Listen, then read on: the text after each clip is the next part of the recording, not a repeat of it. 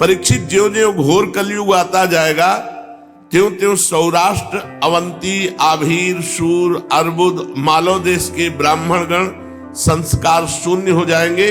सिंधु तट, चंद्रभागा, तटवर्ती प्रदेश, कौंतीपुर और काश्मीर मंडल प्रायः म्लेच्छ स्वभाव वाले, संस्कार ब्रह्म तेज से हीन, केवल नाम मात्र के द्विज और म्लेच्छों का राज्य होगा। परीक्षित, सब के सब आचार विचार विहीन म्लेच्छ प्राय हो जाएंगे। ये सब एक ही समय भिन्न भिन्न प्रांतों में राज्य करेंगे। सब के सब परले, सिर के झूठे, अधार्मिक, स्वल्प दान करने वाले होंगे। छोटी छोटी बातों को लेकर ये क्रोध के मारे आग बबूला हो जाया करेंगे। ये दुष्ट लोग स्त्री, बच्चों, गौओं और ब्राह्मणों को मारने में नहीं हिचकेंगे। दूसरे की स्त्री को भोगना, दूसरे के धन को हथिया लेना कलयुग में स्वभाव बन जाएगा। सबका स्वभाव, पराई स्त्रियों को भोगना, दूसरे के धन को हड़प लेना। ऐसे लोगों की न बढ़ती देर लगेगी और न नष्ट होते देर लगेगी। ये क्षण में रुष्ट और क्षण में तुष्ट। इनकी शक्ति और आयुध होगी बहुत थोड़ी। इनमें परंपरागत कोई संस्कार नहीं रह जाएंगे। ये तो बहुत 2,500 वर्ष की बात बता रहे हैं, क्योंकि इतने राजा हो गए तो 2,500 वर्ष हो गए। अब तो 5,000 वर्ष के ऊपर चल रहा है। 4,32,000 वर्ष की आयु कलयुग की है। लोग अपने कर्तव्य कर्म का पालन करना भूल जाएंगे। रजोगुण तमोगुण से अंधे बन जाएंगे।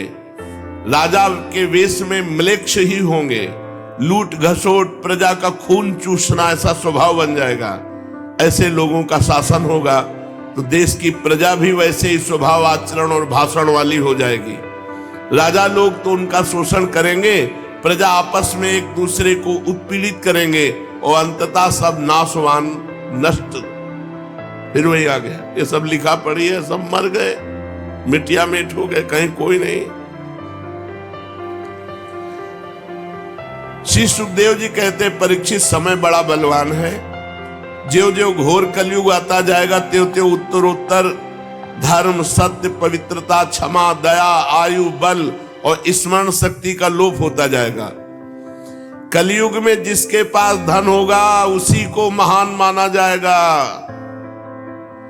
लोग उसी को बड़ा आदमी मानेंगे, कुलीन, सदाचारी, सद्गुणी मानेंगे। वही बड़ा माना जाएगा जिसके पास धन है, जिसके पास पावर है। बिल्कुल, जिसके हाथ में शक्ति होगी वही धर्म और न्याय की व्यवस्था देखेगा, चाहे वो घोर पापी क्यों न हो। जो लिखा है वो देख ले, हो रहा है। दाम्पत्ये भी रुचिर हेतुर मायैव व्यवहारिके। पहले लड़की की कुंडली देखो, लड़का की कुंडली देखो, गुण मिलाओ, सब। कलयुग में नहीं चलेगा। विवाह संबंध के लिए कुल, सील, गुण की परख निरख नहीं होगी। युवक युवती पसंद कर लिए, बस हो गया। पसंद आए तो ठीक है, नहीं दूसरा कर लीजिए। ये कितना गंदा व्यवहार। युवक युवती पारस्परिक रुचि से ही विवाह होगा, गुण से, कुंडली से, जाति से, कुल से, इससे कोई मतलब नहीं रह जाएगा। व्यवहार में कौन निपुण माना जाएगा? जो जितना झूठ और बेईमानी कर ले, जितना गंदा व्यवहार कर ले, उतने व्यवहार में निपुण माना जाए। वाले बड़े प्रवीण हैं, लाखों की जो चपत लगा दे दूसरे की, वही प्रवीण माना जाएगा कलयुग में। किसी के जीवन में सच्चाई और ईमानदारी नहीं रहेगी। युग धर्म का प्रभाव, जो जितना छली कपटी होगा उतना प्रवीण माना जाएगा। जितना छल कर ले, कपट कर ले, उतने व्यवहार कुशल माना जाएगा। स्त्री पुरुष की श्रेष्ठता उसके गुण संयम से नहीं, उसके चरित्र से नहीं, उसकी दुष्टता से होगी। जितना दुष्ट स्वभाव, जितना नीच, जितना वो उतना ही महान। कलयुग में कोई ब्राह्मणत्व से युक्त नहीं रहेगा। कलयुग का प्रभाव अभी तो भगवान की कृपा से है, क्योंकि अभी 5 वर्ष 4,32,000, पहले 32,000 तो पार हुए। न यज्ञ उपवीत न त्रिकाल संध्या, कोई मतलब ही नहीं है, कोई मतलब नहीं। ब्राह्मणत्व से कोई मतलब नहीं रह गया है। त्रिकाल संध्या, गायत्री जप, नियम संयम, कोई मनमानी आचरण। अब तो यज्ञोपवीत भले ब्याह के समय डाल लेते हो तो डाल लेते हो, नहीं तो ब्याह क्या होता है? जब girlfriend boyfriend live in relation, तो पंडित की जरूरत क्या है? ब्याह की जरूरत क्या है? दंड कमंडल से सन्यासी की पहचान, और एक दूसरे के चिन्ह स्वीकार कर लो, कोई किसी को बोलने वाला नहीं। जब मनावे जिस आश्रम में प्रवेश हो जाओ, मनावे सन्यासी, सन्यासी से मनावे गृहस्थ, गृहस्थ से मनावे सन्यासी, कोई कौन रोक टोक रहा है? बड़ा विचित्र। जो जितना घूस देने में समर्थ होगा उतना ही वो बड़ा आदमी माना जाएगा। लिखा हुआ है भाई, शास्त्र जो कह रहा वही हो रहा है, आप देख लो, वही हो रहा है जो शास्त्र में लिखा है। जो घूस देने में असमर्थ होगा, धन देने में असमर्थ होगा, वही सबसे बड़ा दोषी माना जाएगा। घूस नहीं दे सकता, धन नहीं दे सकता, असमर्थ है तो दोषी है, वही दोषी है। और बहुत बड़ा दोष किए, घूस दे रहा है, धन है, वो दोषी नहीं माना जाएगा। बड़े लोग हैं, सत्य न्याय नहीं मिल पाएगा, पैसे के बल का न्याय होगा। ये कलयुग का प्रभाव है। अब जैसे एक वकील साहब आए, उन्होंने कहा कि हम जानते हैं कि आदमी गलत है, लेकिन हमें वकालत करना ही होगा, हमने पढ़ा इसीलिए, तो हम उसको जिताएंगे। भाई ऐसा तो नहीं होना चाहिए। क्यों जिताओगे? जब जानते हो गलत है तो क्यों जिताओगे? बोले हमारे को पढ़ाया इसीलिए जाता है, पैसा। तो अगर तुम्हारी बहन के साथ कोई बलात्कार किए हो और जानते हो, तुम उसका मुकदमा लेकर के उसे जिता सकते हो? चुप हो गए? जिता सकते हो, जानते हो गलत है, अब जिताओ। नहीं जिताओगे, क्यों? क्योंकि मेरी बहन है, अगर किसी और की बहन है तो आप जिता सकते हो। फिर आपकी पढ़ाई लिखाई धूल है। किस काम की पढ़ाई लिखाई? पढ़ाई लिखाई तो इसी बात की वकालत की थी कि दुष्टों को दंड दिलाया जाए और निर्दोषों को मुक्त कराया जाए। हमारे समाज की व्यवस्था तभी। पर कलयुग का प्रभाव, रुपए के आगे ज्ञान विज्ञान काम नहीं करेगा। जहां वो अटैची गई 10 लाख की, तो सब ज्ञान विज्ञान प्रवचन एक तरफ हो जाएगा और 10 लाख दिखाई देंगे। और जो बोलचाल में जितना बाचाल होगा उसी को पंडित कहा जाएगा। पंडित सोई जो गाल बजावा, जितना प्रवीण हो बोलने में उतने वो विद्वान माना जाएगा। असाधुता या दोषी किसे माना जाएगा? जो गरीब होगा। गरीब होगा, गरीब होना एक बहुत बड़ी असाधुता, दोषी की पहचान मानी जाएगी। विवाह के लिए शास्त्र इनकी जरूरत नहीं पड़ेगी, एक दूसरे की स्वीकृति ही पर्याप्त है। स्वीकृति मात्र से पर्याप्त है। शास्त्र विधि विधान संस्कार की कोई आवश्यकता न समझी जाएगी। स्नान की जरूरत नहीं पड़ेगी, बस बाल काढ़ लिए, मुंह में चिकनाहट लगा लिए, कपड़े पर लत्ते से लैस हो गए, यही समझा जाएगा स्नान। ऐसा हो भी रहा है। लोग दूर के तालाब को तीर्थ मानेंगे और निकट के गंगादि तीर्थों को तीर्थ नहीं मानेंगे। दूर के तालाब को तीर्थ मानेंगे, नजदीक के गंगादि तीर्थों को तीर्थ नहीं मानेंगे। माता पिता की उपेक्षा करेंगे, माता पिता का अपमान करेंगे, वही हो रहा है। सिर पर काकुल बाल रखाना ही सुंदरता मानी जाएगी। शरीर के सौंदर्य का चिन्ह होगा बाल। जीवन में सबसे बड़ा पुरुषार्थ होगा इनके इन प्रकार पेट भर ले, बस यही पुरुषार्थ होगा। जो जितनी ढिठाई से बात कर सके उतना ही वो सच्चा माना जाएगा। योग्यता चतुराई सबसे बड़ा लक्षण होगा। मनुष्य अपने कुटुंब का पालन कर ले वही प्रवीण माना जाएगा, चाहे धर्म से चाहे अधर्म से। अगर कोई दान पुण्य भी करेगा तो अपने यश के लिए करेगा, खूब नाम हो जाए, इतना दिया, यहां गए, इतना किया, छपाया यूट्यूब में। ऐसे सारी पृथ्वी में दुष्टों का बोलबाला हो जाएगा। राजा का कोई नियम नहीं रहेगा। नीच स्वभाव के अत्यंत निर्दयी क्रूर राजा होंगे। लोभी इतने होंगे कि उनमें और लुटेरों में कोई अंतर नहीं माना जाएगा।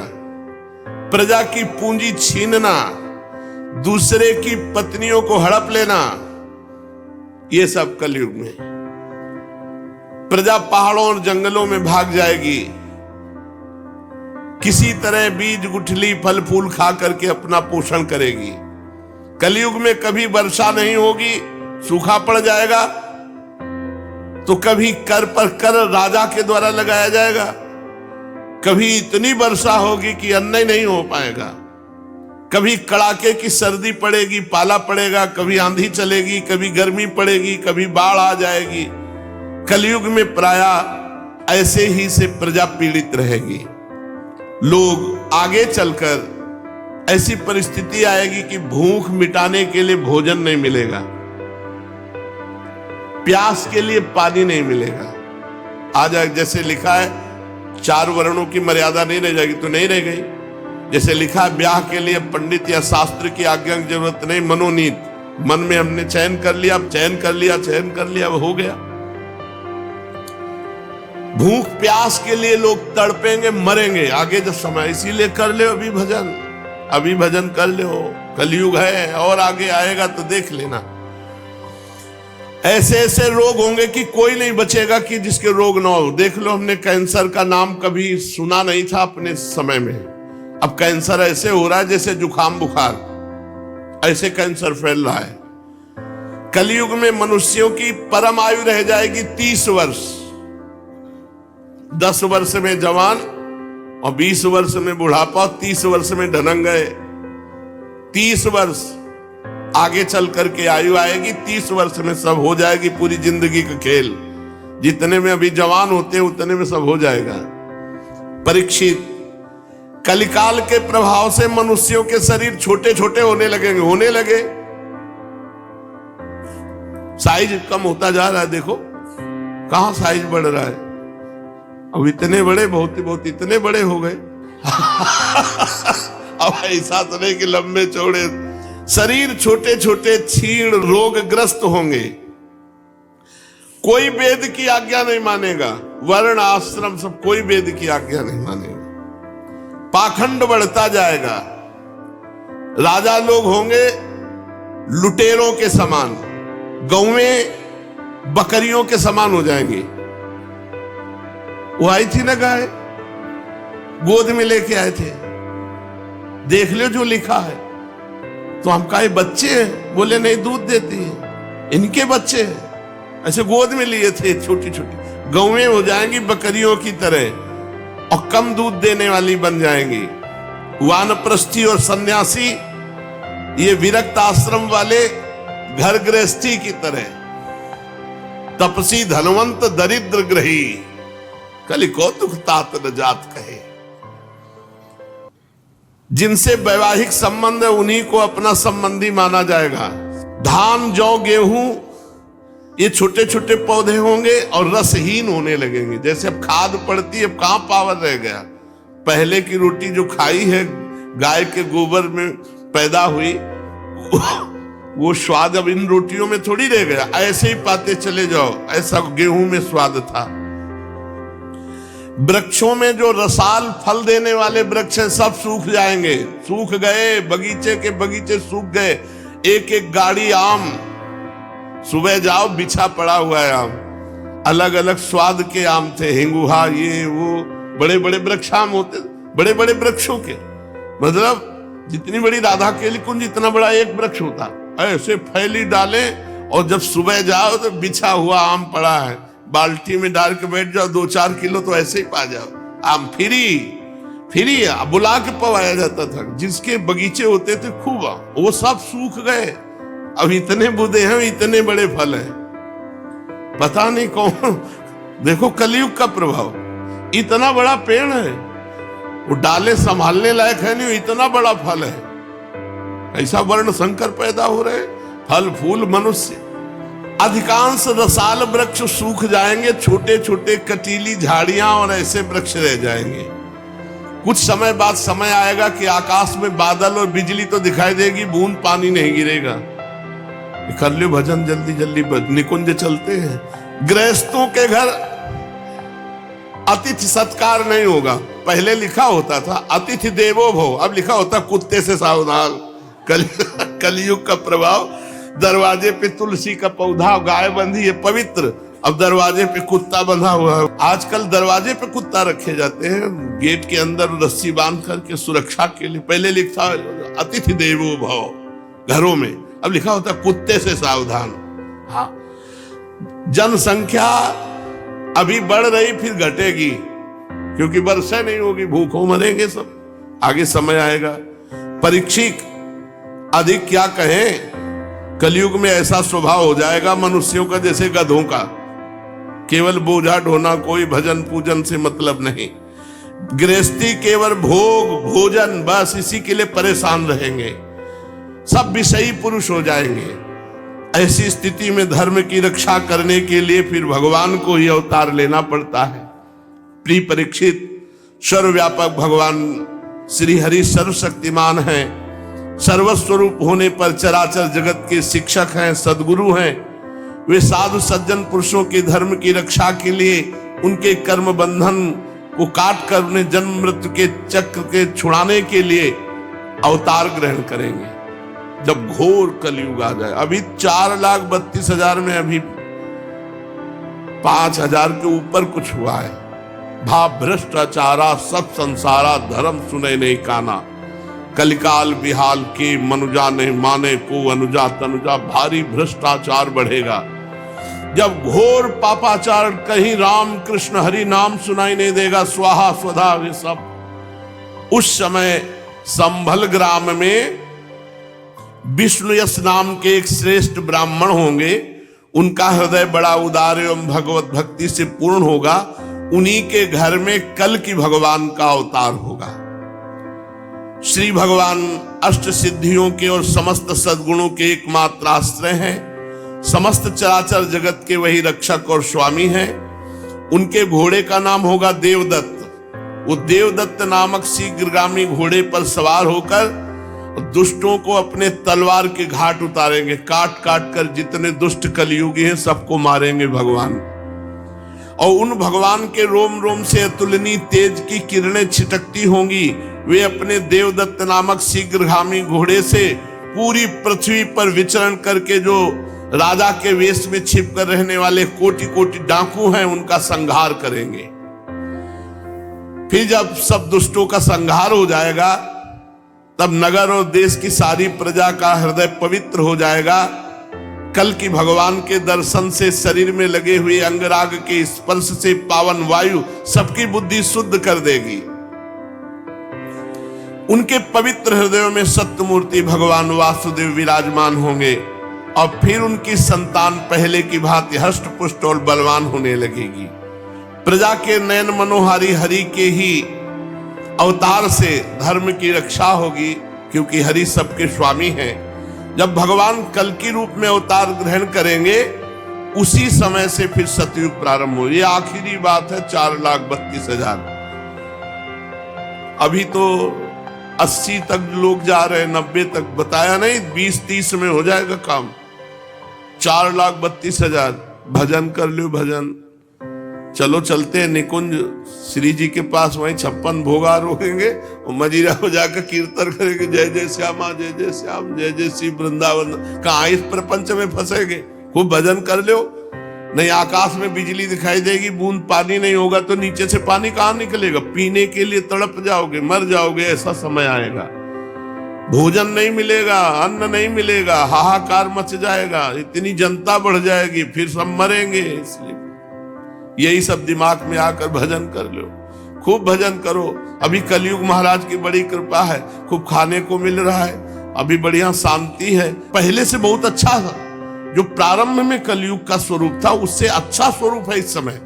देखो म्लेच्छों का राज्य रहा, दुष्टों का राज्य रहा। बड़े भाव से भजन कर लो। नहीं कभी ऐसा समय आ गया कि अधार्मिक राजा हुए तो कथा कीर्तन में रोक लगवा दी जाएगी। तो आ जाएगा समय, ये नाम कीर्तन नहीं कर पावे, ये कथा कीर्तन न कर पावे, ऐसा कलयुग में समय आएगा। इसलिए अभी खूब भजन कर लो। अगर अधार्मिक राजा हो जाए तो जो आदेश करेगा उसके फरमान का पालन होगा। तो इसलिए अभी भजन कर लो, बहुत बढ़िया समय है, भगवान की प्राप्ति कर लो। जीवन थोड़ा है, इसी में भगवत प्राप्ति हो जाएगी। हर श्वास राधा राधा जपो, आखिरी श्वास राधा तो राधा की प्राप्ति हो जाएगी। शेष चर्चा आगे। श्री राधा वल्लभ लाल।